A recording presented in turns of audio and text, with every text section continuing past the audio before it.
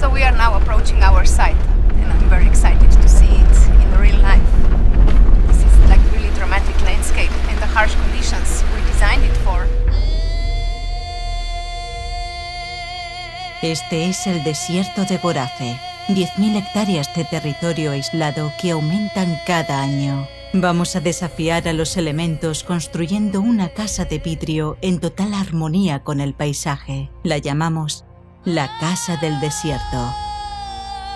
Yo soy Miguel Pérez, he nacido aquí en este municipio y desde hace 6 años soy el alcalde de este consistorio. In this kind of environment, the main difficulty is how to deal with extreme temperatures.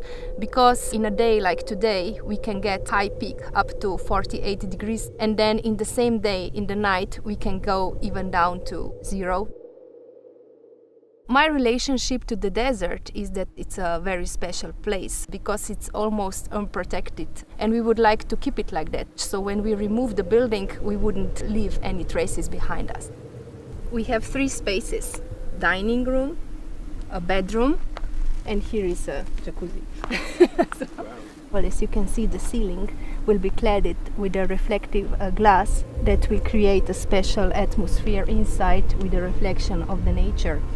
We will have panels on these areas that are going to create energy for the house, and in the middle, where we have a sanitary core, we will have 2 panels heating the sanitary water so you can use it for the shower.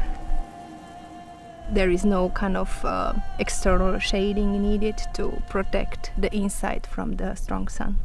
If we would have a bad glass, what would happen is that just the space would get overheated, which would mean that someone who lives here basically can just die. That's why it's important that the glass is of very high quality, and this is what we try to achieve with Guardian Glass. If you do a building that can resist these conditions, you could actually do a building anywhere.